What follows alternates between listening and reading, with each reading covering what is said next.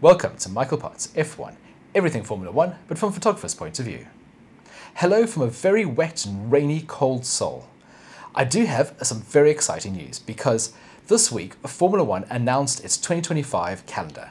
This took me a little bit by surprise because it's been released a lot earlier than normal. Usually it's in October, last year was in the summer, but this is by far the earliest calendar release that I can remember. It's a big year for Formula 1 because this is the 75th anniversary of the series. It's come a long way from being a 7-race event in 1950 to what is almost a fully global event. We're still missing that race in Africa.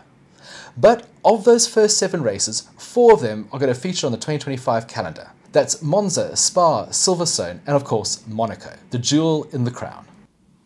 And this is what the 2025 calendar is going to look like. We start the year off with the first race in Melbourne, Australia, before heading north to Shanghai, then a trip over to Japan, and the third race in Suzuka. This is the start of a triple header, which includes Bahrain and Saudi Arabia. From here, we fly all the way over to Miami and back again for the next triple header, which starts in Emilia. This includes Monaco and Barcelona.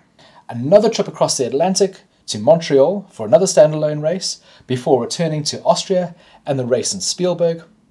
This is doubled with Silverstone, and from here we have a short break before crossing over to Belgium and a race at Spa-Francorchamps and finishing the first part of the season with a race in Budapest. The second half of the year starts with Zandvoort before heading over to Monza, followed by Azerbaijan, the race in Baku, Singapore, and flying all the way over to Austin.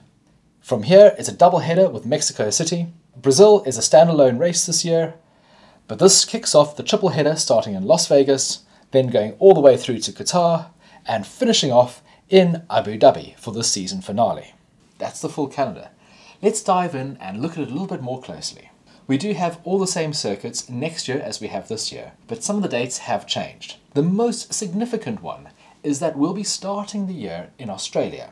This is the first time since COVID that the Australian Grand Prix has hosted the initial race of the calendar. This is a fantastic move by Formula 1 because the Australian Grand Prix is one of the best attended races of the year. And having so many fans attending the first race will be phenomenal. The weather should also be very good. Melbourne is back-to-back with Shanghai, which moves forward in the calendar a little bit. Now this is going to produce an interesting race because Shanghai should still be quite cold this time of year. The average high temperature in Shanghai in March is around 14 degrees. So this is going to be a real challenge. There is also going to be a logistic challenge getting all of Formula 1's freight cleared through customs in a week. I think possibly Formula 1 should have given themselves a little bit more time and had this race a week later. The other interesting thing about starting with Australia and China is that both of those tracks should favour Ferrari. That is, if the car characteristics carry over from this year to next year, which they probably will, as there's not going to be many rule changes. So this could be a great start of the season for Ferrari. Japan is the third race on the calendar, and this will be practically the same time as it was this year, which is fantastic. This will be a great race to attend as a fan. Japan at this time of year is at its most beautiful. The cherry blossoms are out and it's just absolutely gorgeous. But Japan is the first part of a triple header which includes Bahrain and Saudi Arabia. Both the Middle Eastern races are a little bit later this year due to Ramadan, and this triple header could be quite interesting because we're going from relatively mild conditions in Japan to what will be absolutely scorching in the desert. The temperature in Jeddah will be somewhere between 35 and 40 degrees Celsius. This is going to be a real challenge for the teams and the drivers, and it's going to be quite a challenging set of races for us photographers. Because when you've added winter testing, and we don't know when or where that is, but the assumption is that it's 2 weeks before the first race in Bahrain. When you add up that first block of races, it comes to about 55 days away from home.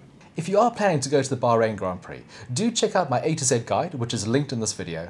That'll give you all the tips you need on accommodation, transportation, the history of the event, which tickets to get, and hopefully you'll find it very useful. We then have a week off before heading off to Miami, and this is a standalone race. And I really would like to see Formula 1 try and couple this with another event. I know it is quite difficult because the obvious one is Montreal, and that can't start any earlier in the season due to weather concerns. Likewise, Miami can't really go much later because it gets too hot.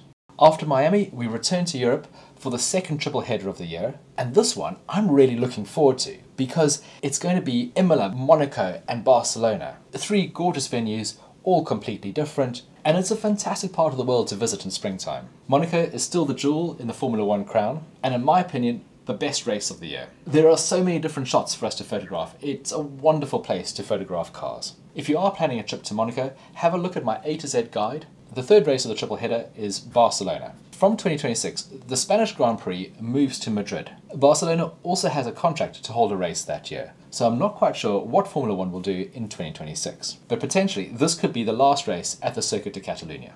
After the triple header, we head over to Montreal for another standalone race. This circuit is one of the most picturesque on the whole calendar. Set on an island in the St. Lawrence River, it's one of the most beautiful places to watch Formula 1 cars. After Canada, we have a week's break and then a double header with Austria and Silverstone back-to-back. This is the same combination as we have this year. Here's a link to my A to Z guide to Silverstone. Personally, I would like to see them do a back-to-back with Austria and Hungary. But still, these are 2 fantastic races. Completely different in character. The Red Bull Ring is another gorgeous racetrack, nestled in the Austrian mountains and absolutely jam-packed with Red Bull fans. This is the first of Max Verstappen's 3 home races. Silverstone is another classic venue and always provides great racing, and another venue which sees wonderful fans turning out to support their local heroes. And here we have another slight change from this year's calendar. There's now a 2-week break between the British Grand Prix and the Belgian Grand Prix. And I imagine that all the teams are going to be frantically using this time to bring upgrades to their cars. The Belgian Grand Prix and the Hungarian Grand Prix are back-to-back, but they switch order compared to this year. Here's my guide to the Belgian Grand Prix. Spa is the second of Max's home races, and that means our trip to Budapest is the final race before the summer break. Everyone has 3 weeks off in August, where all the factories close, and hopefully everyone can get a lot of rest and relaxation.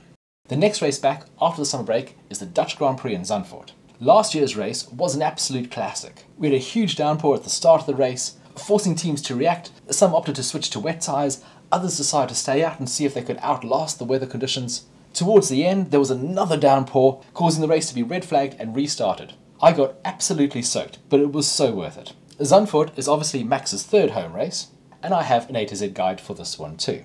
Following the Dutch Grand Prix, we head straight over to Monza, and the home of the Tifosi, the Temple of Speed, this wonderful patch of very, very fast tarmac set in a gorgeous park just outside Milan. It's another classic track, and one that really is worth a visit. That brings us to the end of the European races. We have a week off before flying to Baku on the Black Sea coast, and they have made quite a good tweak to the calendar. Instead of being back-to-back with Singapore, there's now a week's break between this and the Singaporean race, which I think is a really good move. Race 18 brings us back to Marina Bay, and the most challenging street circuit of the season. Singapore not only has high temperatures, but very high humidity. Often the race gets interrupted with a tropical rainstorm. It's always a fabulous weekend. With the promoter putting on so many additional events, it is a spectacle to behold. There is a week's break before we head off to Austin in Texas. Now, this has the potential for being the most attended race in the history of Formula 1. The Lone Star State puts on a wonderful event. Cowboy hats, Texas barbecue, it's brilliant. Here's my A to Z guide to the USA Grand Prix. It's back-to-back with the Mexican Grand Prix, another full-colour fiesta of motorsport. Easily the biggest party in Formula 1. In 2024, the Mexican Grand Prix is part of a triple header, including Brazil. In another very sensible tweak to the calendar, the organisers have put a week's break between Mexico and Brazil. This is a welcome change because that was a very grueling triple header. So the Brazilian race in Sao Paulo is a standalone event. It's another huge energy, colourful, wonderful, vibrant race at a track that always throws up some brilliant action. There's a week off before heading over to Las Vegas. Las Vegas will be a very special race for me. It'll hopefully be my 100th Grand Prix as a Formula 1 photographer. Vegas debuted last year and it was probably the race of the season. Multiple different leaders in the race, a fantastic backdrop. It was really, really good. I'm so looking forward to see what they do next year. But Vegas is the start of the final triple header and the final set of races of the year. From here, we head off to Qatar, which last year was easily the most demanding race of the year. The heat was so intense that a few drivers failed to finish the race, some of them being too sick to continue. This year, the race is a little bit later in the year, so it should be a bit cooler, but it's still going to be a real challenge for the drivers, especially when you consider the start time differences from the Las Vegas race to the Qatar race. From Qatar, we head over to Abu Dhabi, the traditional final race of the season. This is a mega venue to close the season. Hopefully both titles will still be undecided by the time we arrive in Abu Dhabi, and we can have another classic end of season finish like in 2021. We can only hope. So there we have it. Those are the 24 races we have to look forward to in 2025. What do you think? Are there any tracks that you'd like to see in the calendar that aren't there? Or are there any that you wouldn't like to see anymore? Please do let me know in the comments below. Which ones are you looking forward to, and are there any you're planning to attend in person? Next stop for me is Shanghai. So until then, goodbye.